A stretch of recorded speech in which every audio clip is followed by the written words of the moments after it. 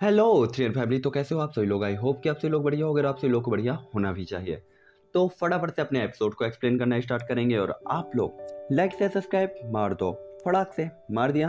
तो चलो पहले बता देता हूँ आप सभी लोगों को मैं पिछला एपिसोड। तो पिछला एपिसोड में हम लोगों ने देखा हुआ होता है कि जो यान ऑक्शन हाउस में बैठा हुआ होता है और वहां पे शुरू होती है बोली। दे दनादन बोलियां लग रही होती हैं और जोयान को इसमें कोई इंटरेस्ट नहीं आ रहा होता। लेकिन तभी वहां पे जेनी अफेयर होती है और जेनी लगाती है बोली जोयान द्वारा रिफाइन की गई पिल का।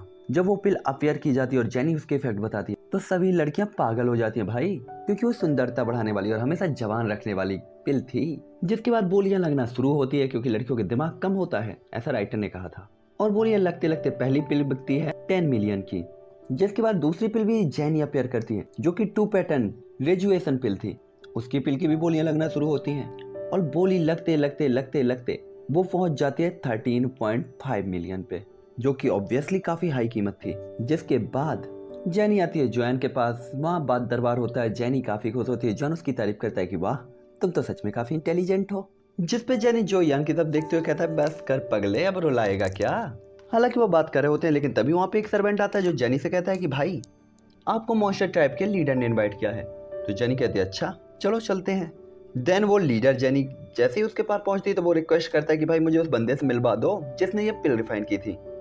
जेनी कहती है ऐसा तो मैं नहीं कर सकती पर मैं पूछ के आती हूँ। इसके बाद वो जॉन के पास आती है, जॉन से कहती है ऐसा ऐसा है। तो जॉन कहता है ये देखते हैं। किंग औरन कहता है भाई कर ले, सपोर्ट मिलेगा, पावरफुल हो जाएगा। जॉन कहता है अगर ऐसी बात है तो फिर ठीक है, वैसे भी सपोर्ट की जरूरत है हमें, क्योंकि जो क्लैन की जो पोजीशन थी वो अभी अच्छी नहीं थी। तो इस चीज़ से जॉन भी एग्री हो गया था। जिसके बाद मैं बेशर्मी के साथ वो एपिसोड यहीं पे एंड कर देता हूँ। हालांकि मेरा मन नहीं था, उसे और एक्सप्लेन करना था, पर क्या करते। तो अब कान में ईयरफोन घुसेड़ लो, लाइक से सब्सक्राइब मार दो।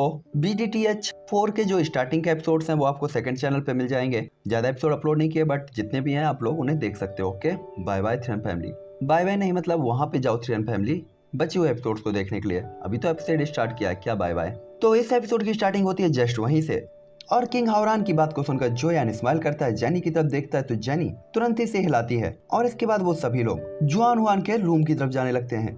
और इस टाइम पे मॉन्स्टर एम्परर काफी आइकॉनिक वे में खड़ा हुआ होता है। बैटल आर्मर्स को पहने हुआ होता है और पूरी ही बॉडी स्केल्स से ढकी हुई होती है। साथ ही काफी रॉयल ऑरा उसके चारों तरफ बिखर रहा होता है। साथ ही इस टाइम पे उसका ऑरा किंग हावरान के ऑरे से तो बिल्कुल अलग था। तभी जुआन हुआन आने वाले बंदों को देखकर थोड़ा सा नाराज होता है। उसे उम्मीद नहीं थी कि वो बंदा जिसने इस पिल को रिफाइन किया वो वास्तव में उसके बगल वाले रूम में बैठा हुआ केवल एक दीवार के अंतर से। साथ ही साथ एक रैंक 5 का एल्केमिस्ट उसे वास्तव में मर्चेंट अलायंस इतनी बड़ी पोजीशन दे रहा था कि उसके सामने उसे VIP रूम नंबर 1 दिया गया था और उसी की तरह ट्रीट किया जा रहा था। जबकि वो पूरी एक ट्राइब का मैनेजमेंट संभालता था और एक पावरफुल ट्राइब का पैट्रियार्ट था। सॉरी, इसको यहाँ पे लेके आया गया है जहाँ पे ये लोग थे। साथ ही जैन देखता है ये रूम कि ये रूम तो उसके रूम से भी ज्यादा आइकॉनिक है। साथ ही यहाँ की सजावट बिल्कुल भी कमजोर नहीं थी। हालांकि जब जुआन और बाकी लोग जानवान को अंदर आते हुए देखते हैं तो तुरंत ही उठकर उसे प्रणाम करते हैं। साथ ही इनका बिहेवियर ना तो पोलाइट था और ना ही दबंग, मतलब ठीक ठाक शांत तरीके से कहते हैं और वो पूरी तरीके से जानवान को अपनी बराबरी पर रखते हैं। दूसरी तरफ जानवान उसकी तो पूरी बॉडी जम जाती है क्योंकि मॉन्स्टर एम्परर के तौर पर उसने कभी भी ऐसी नॉर्मल सिचुएशन नहीं देखी थी। उसके इंप्रेशन काफी अजीब होते हैं क्योंकि भाई वास्तव में वो ग्रेजुएशन पिल मांगने के लिए आया था जो कि एक एहसान जैसा था। साथ ही उसे लग रहा था कि शायद दूसरे ग्रुप का फाउंडेशन काफी डीप हो सकता है या फिर वो उसकी चापलूसी कर रहा होगा। हालांकि थोड़ी देर तक ये लोग चुप रहते हैं लेकिन तभी जान हुआन हल्के से खांसते हुए अपने बगल में शांत जेनी की तरफ देखता है और जेनी को थोड़ा सा उसे इग्नोर करने के लिए वो दोषी की तरह देख रहा होता है। तभी जेनी भी स्माइल करते हुए आइडेंटिफाई यानी इंट्रोडक्शन कराते हुए कहती है मिस्टर जियो, ये demon emperor I mean monster emperor Jan Huan है और मॉन्स्टर एम्परर यही है रेजुवेशन पिल के रिफाइनर जियो यान। जानवान को उम्मीद नहीं थी कि जेनी उसने अब तक जो यान से उसे इंट्रोड्यूस नहीं कराया था, मतलब जॉन उसके बारे में नहीं जानता था। और सबसे ज्यादा हैरान वो इस चीज को लेकर होता है कि जब जॉन को उसकी आइडेंटिटी का पता चला तो भी बस उसने अपना सिर हिलाया था। जाहिर तौर पर वो उसके बोलने का इंतजार कर रहा था, जिससे उसे लगता कि क्या ऐसा हो सकता है कि जो यान को सांगमैंग द्वारा उससे भी ज्यादा रिस्पेक्टेड गेस्ट माना जाता है। जिसके बाद जानवान जॉन के पीछे के लोगों की तरफ देखता है। हालांकि उसे अपने दिल में लग रहा था कि सामने वाला बंदा ही मेन बंदा होता है, पीछे के लोग तो केवल गार्ड होते हैं। लेकिन अचानक ही जानवान की तो पूरी आंखें हैरान रह जाती हैं क्योंकि उसके सामने एक टैलेंटेड पर्सन खड़ा हुआ होता है जो बिल्कुल टेंशन फ्री लग रहा था और वो उससे फैमिलियर भी लग रहा होता है, जिससे जानवान हैरान होता है क्योंकि ये बंदा होता है किंग हावरान। तभी किंग हावरान आगे बढ़ता है और पोलाइटली ग्रीड करता है जिसके बाद वो कहता है मैंने लंबे समय से मॉन्स्टर एम्परर का नाम सुना, लेकिन आज उन्हें देखकर वास्तव में लगता है कि वो काफी ज्यादा पावरफुल और एक्स्ट्रा ऑर्डिनरी है। तभी किंग हाओरान को देखकर झान हुआन तुरंत ही याद करते हुए कहता है क्या आप नए डायमंड एम्परर हैं?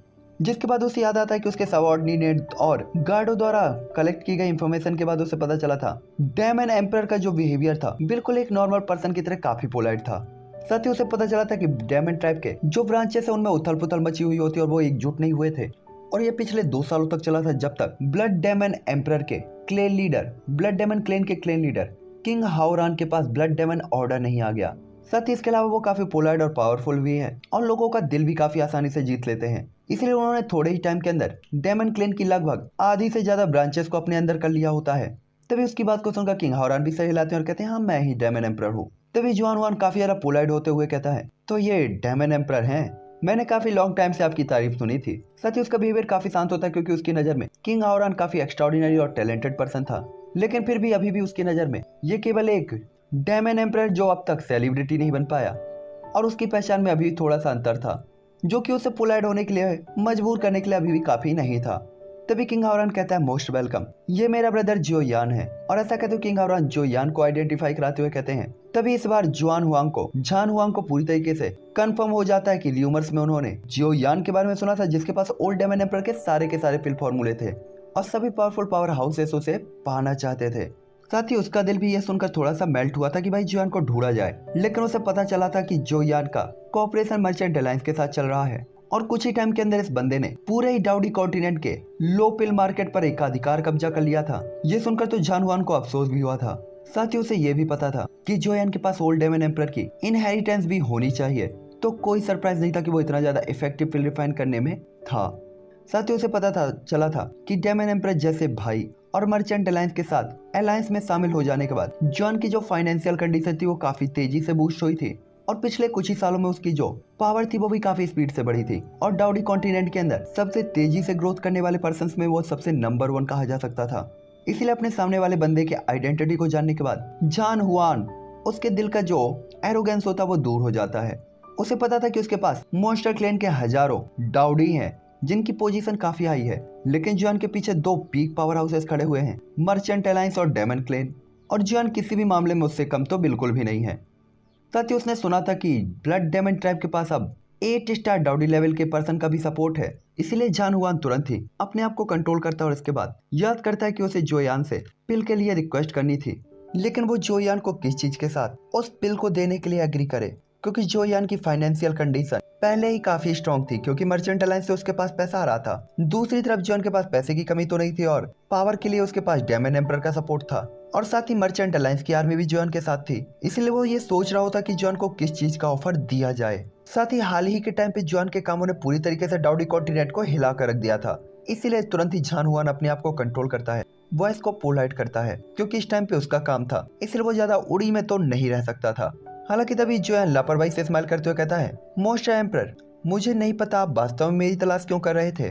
इस टाइम पे जोयान थोड़ी सी बात के बाद सीधा ही मुद्दे में आ गया होता है, लेकिन दूसरी तरफ झान हुआन उन्हें ये बात कहने में थोड़ा सा शर्म फील हो रही होती है, तो झान हुआन 2 बार खांसते हुए गले को साफ करते हैं और कॉन्फिडेंट तरीके से कहते हैं ब्रदर जियो काफी सीधे हैं, इसीलिए मैं भी अब इधर उधर की बातें नहीं करूंगा। मेरे क्लेन के जो ओल्ड एंसेस्टर उन्होंने कुछ स्पेशल रीजंस के कारण अपनी प्रेजेंस को खो दिया है, साथ ही मैं इसके बारे में आपको डिटेल में तो नहीं बता सकता, इसके लिए मुझे ब्रदर जियो आप माफ करें। मैं आज केवल ब्रदर जियो से चाहता हूँ कि वो मेरे लिए ग्रेजुएशन पिल को रिफाइन कर दें ताकि मैं इसका यूज करके अपने एंसेस्टर पे देख सकूं, क्योंकि मैं देखना चाहता हूँ कि क्या इस पिल के इफेक्ट से वो ठीक हो सकते हैं या नहीं। और ऐसा कहते वो रुकते हुए जुआन की तरफ देखता और कहता है ब्रदर जियो, मैं पूछना चाहता हूँ कि क्या इस बार आप वास्तव में मेरे लिए इस पिल को रिफाइन कर सकते हैं। दूसरी तरफ झान हुआन के ब्रदर कहने पर जॉन थोड़ा सा हैरान होता है। साथ ही जॉन को यह भी पता था कि अगर उसकी रिक्वेस्ट ना होती तो इतना powerful, talented, glorious monster emperor कभी भी उसे ब्रदर नहीं कहता।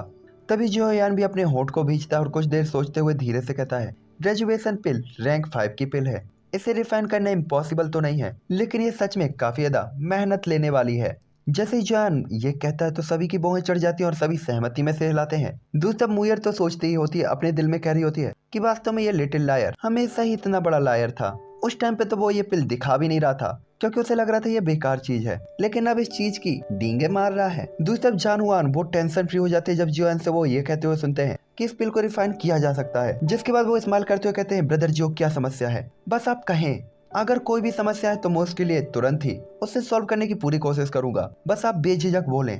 इंग्रेडिएंट चाहिए, कोई समस्या नहीं, मैं ला के दूंगा ना। और ऐसा कहते हुए जानवान जेनी की तरफ देखते हैं जो बगल में मुस्कुरा रही होती है।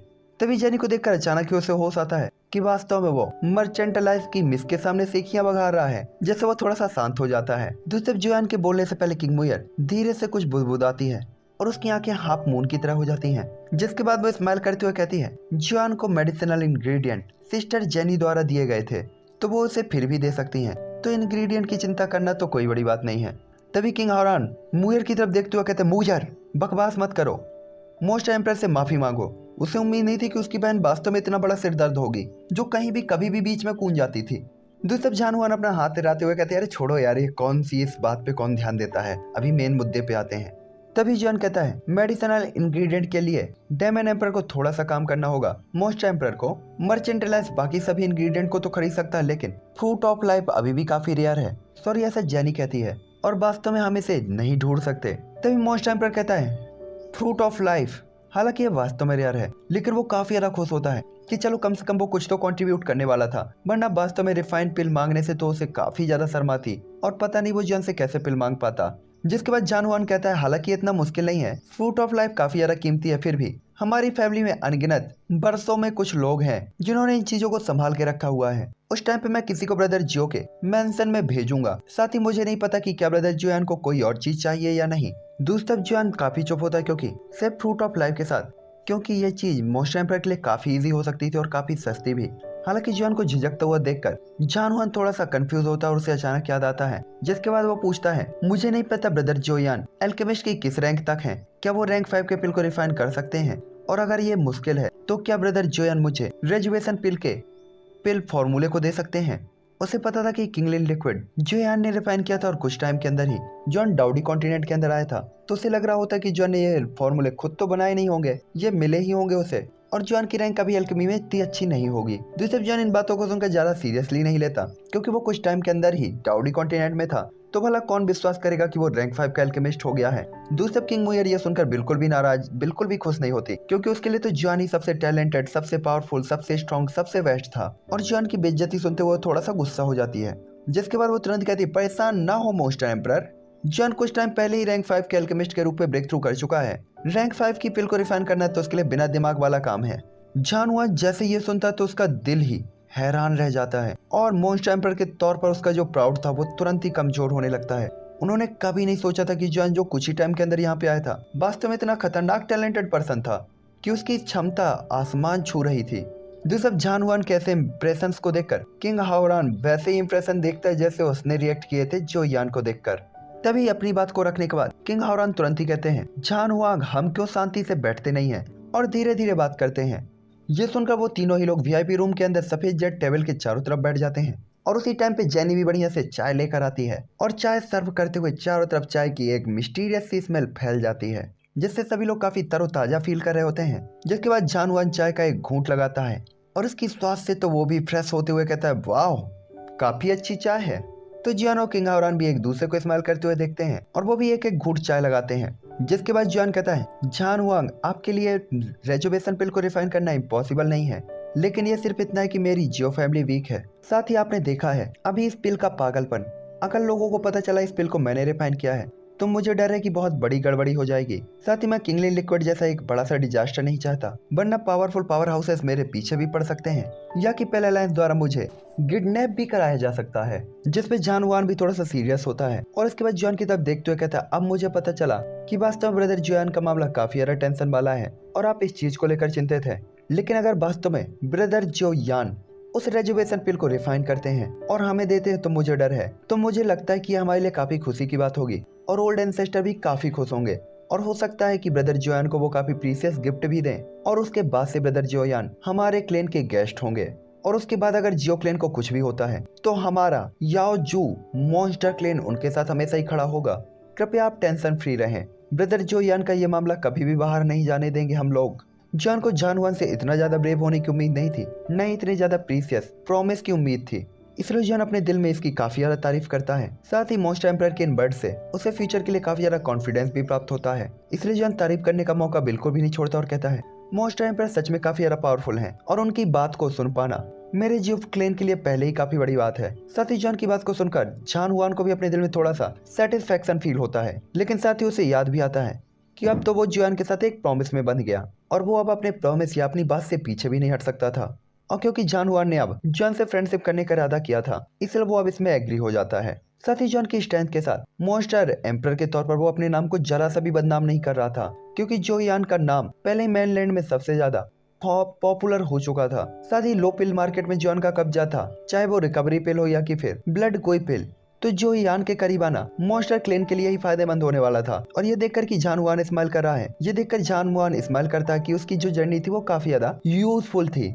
इसलिए वो तुरंत ही अपने हाथ को लहराते हुए एक बैटल स्किल को निकालता है और जॉन को सौंपते हुए कहता है ऑनेस्टली दिखाते हुए मुझे लगता है मुझे ब्रदर जुआन को ये देना चाहिए। ये वर्ल्ड रैंक की इंटरमीडिएट बैटल स्किल है जो हेवन और अर्थ जितनी पावरफुल है, और इसे आप रेजर्वेशन पिल के लिए मेरी तरफ से कंफर्मेशन मनी के तौर पर रख सकते हैं। इस टाइम पे झान हुआन बैटल स्किल को ओल्ड पैट्रियट की तरह बेचना नहीं चाहते थे, बल्कि वो इसका यूज करते हुए जो यान को ये चीज देना चाहते थे, क्योंकि इससे इस चीज का इफेक्ट और उनका इफेक्ट और भी बढ़ सकता था। तभी जॉन कहता है बैटल स्किल की ये स्क्रॉल मैं वास्तव में से एक्सेप्ट नहीं कर सकता। ये मेरे जो क्लेन के लिए पहले ही काफी बड़े लक की बात है कि मॉन्स्टर एम्परर मेरे जो क्लेन के साथ फ्रेंडशिप के लिए एग्री हो चुके हैं। साथ ही रिजर्वेशन पिल को रिफाइन करने में अभी भी इसके लिए ठीक से तैयारी करने की जरूरत है, क्योंकि इसमें थोड़ा टाइम लगेगा। तो इससे पहले मैं इस बैटल स्किल को कैसे एक्सेप्ट कर सकता हूँ।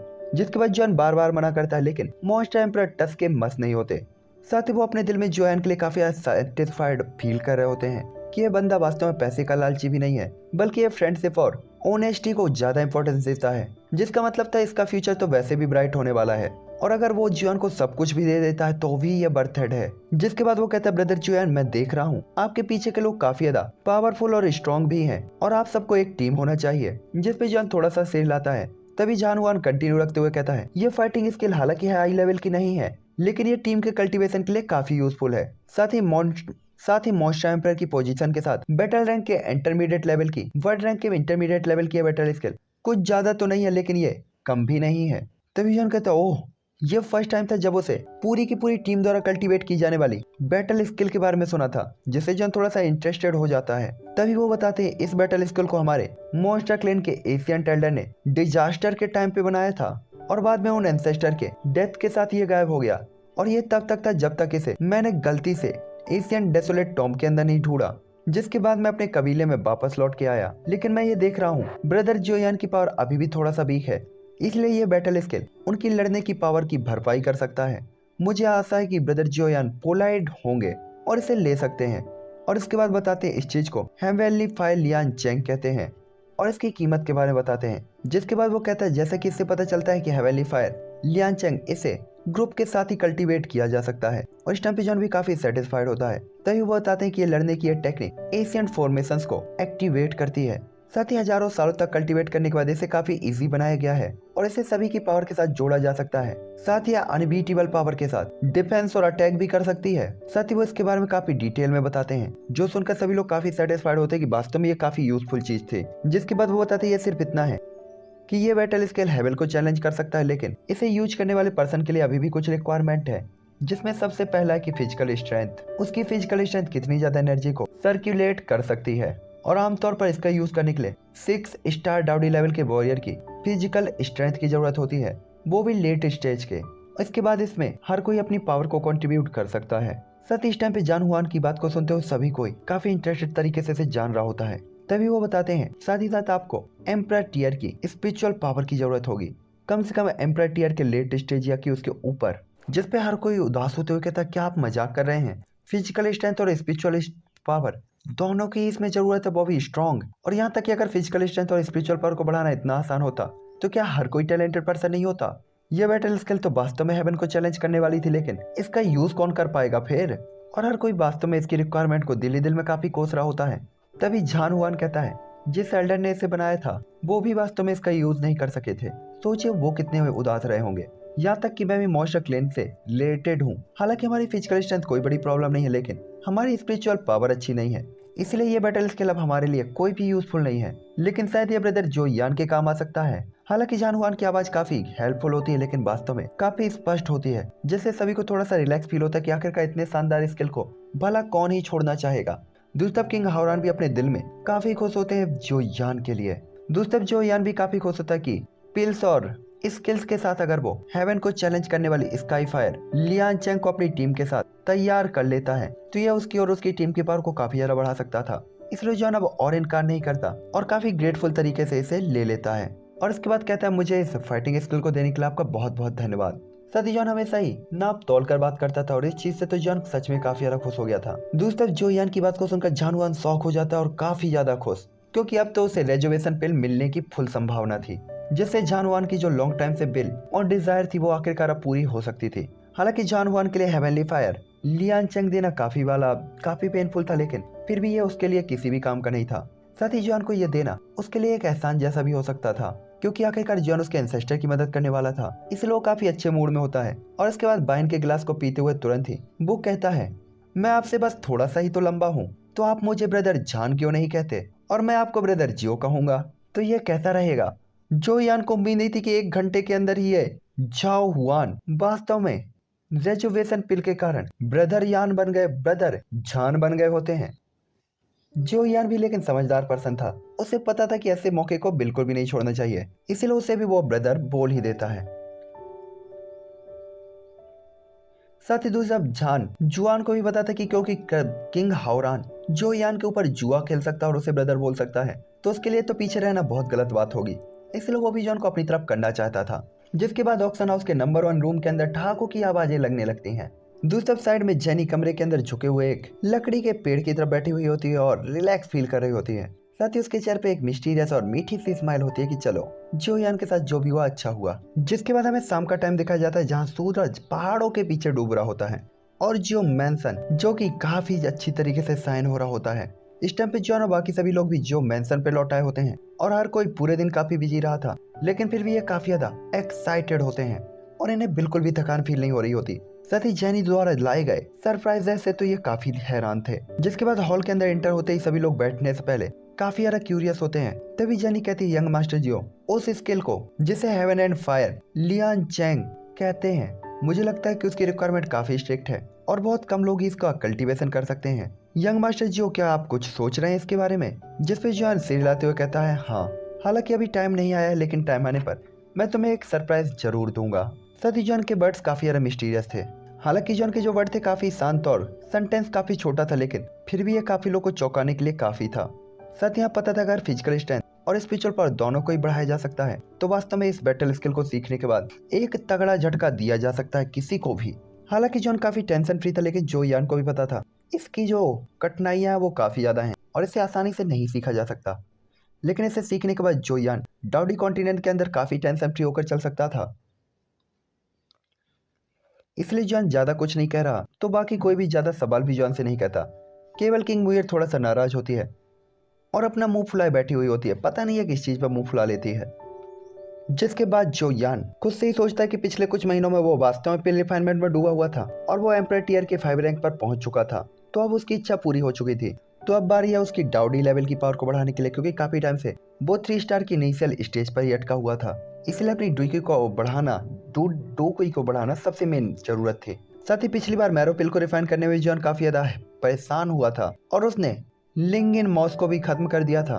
साथ ही जॉन को पता था कि अगर वो अपने फ्लेम मंत्र को अपग्रेड करना चाहता है तो उसके लिए सबसे जरूरी पिल मैरोपिल ही है, क्योंकि उसी को ऑब्जर्व करने के बाद तो अपनी फिजिकल स्ट्रेंथ बढ़ा पाएगा, मॉन्स्टर ब्लड ऑब्जर्व कर पाएगा और उसके बाद ही तो फिर ब्लड सील ऑब्जर्व करेगा और उसके बाद ही फ्लेम मंत्र अपग्रेड होगा। काफी लॉन्ग टाइम है।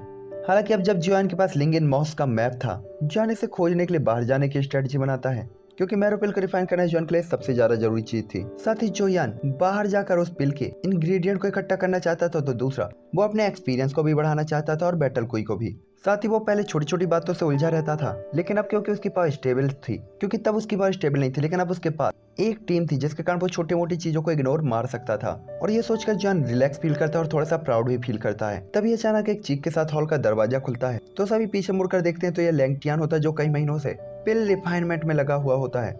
वो आखिरकार सामने आ गया होता है। इस टाइम पे लैंगडियन का चेहरा गंदगी से ढका हुआ होता है, बाल गंदे होते हैं लेकिन वो काफी एक्साइटेड होता है। दूसरी तरफ लॉन्गी उसके पीछे पीछे चल रहा होता है। सच वो काफी टेंशन फ्री तरीके से और सिंपल फेस के तरीके से सबको देख रहा होता है। साथ ही इन दोनों लोगों को देखकर हर कोई हैरान रहता है। हालांकि जैसे ही लॉन्गी जो यान को देखता है तो तुरंत ही दौड़ते हुए जो यान के पीछे जाकर छिप जाता है और लैंगटियान को नाराजगी भरी नजरों से घूरने लगता है। तभी लॉन्गी की ऐसे इंप्रेशन को देखकर किंग मुयर तुरंत ही कहती है, लॉन्गी तुम्हें किसने धमकाया? तुम्हारी सिस्टर बताओ तुम उसे, वो उसे अच्छा सबक सिखाएगी।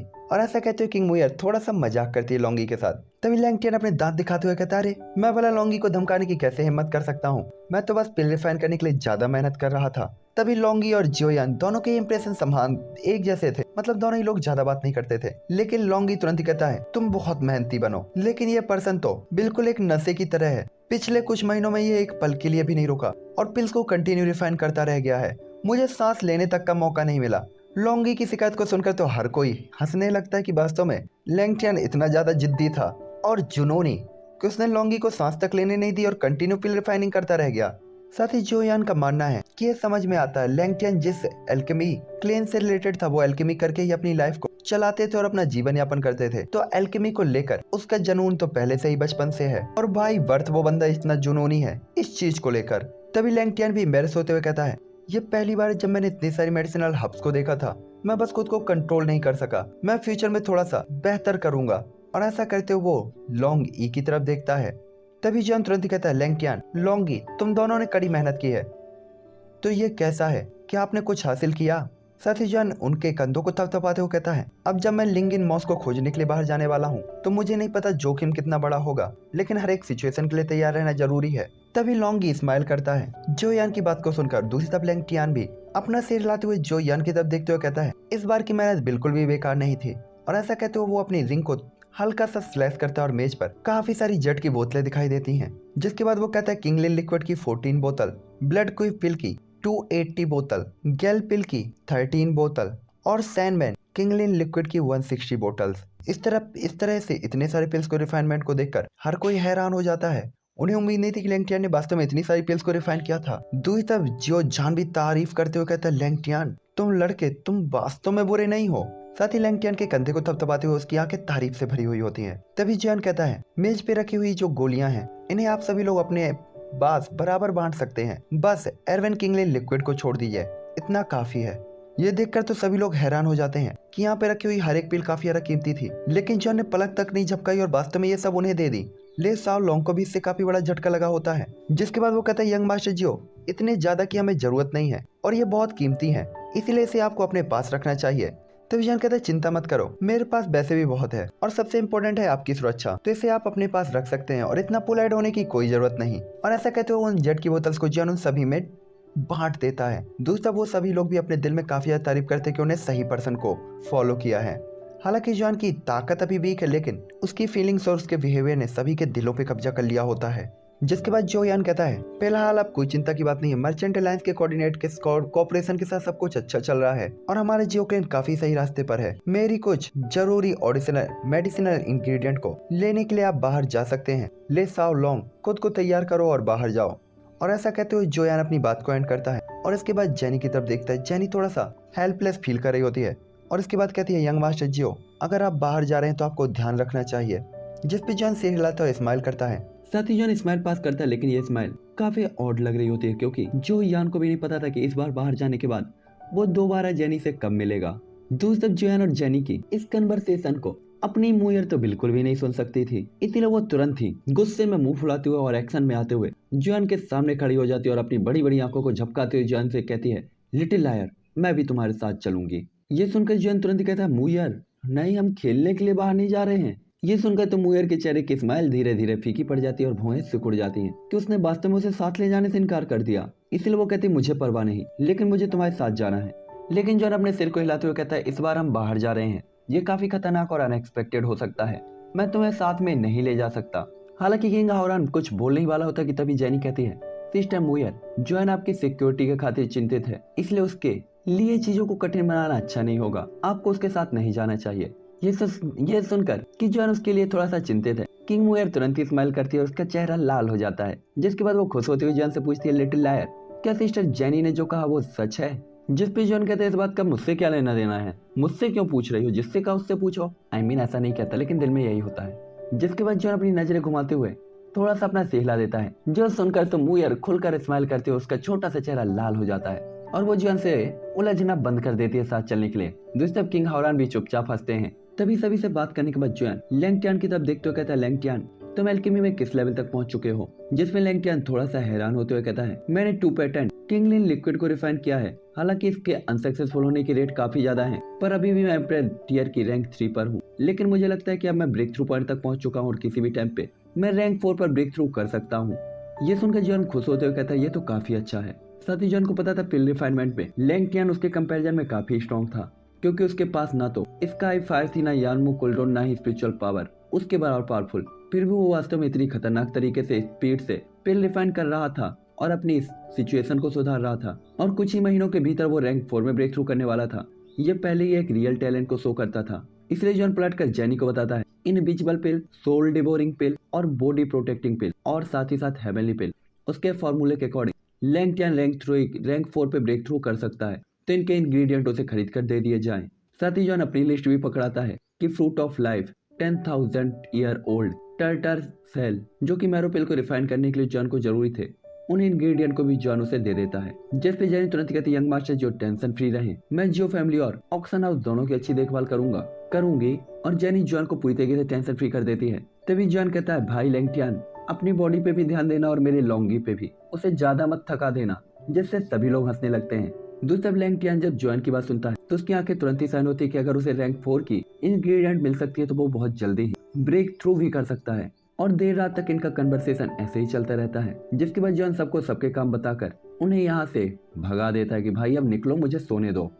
तो चलो गाइस, अब इसी के साथ ये एपिसोड यहीं पे एंड होगा। नेक्स्ट एपिसोड पे हम देखेंगे कि क्या होने वाला है, और अब जॉन एक न्यू जर्नी पे निकलने वाला है। तो क्या वो जर्नी खतरनाक होगी, अच्छी होगी, क्या मिलेगा क्या जाएगा, हमें कुछ नहीं पता, बट नेक्स्ट एपिसोड पे हम उसे देखेंगे। Okay, bye bye.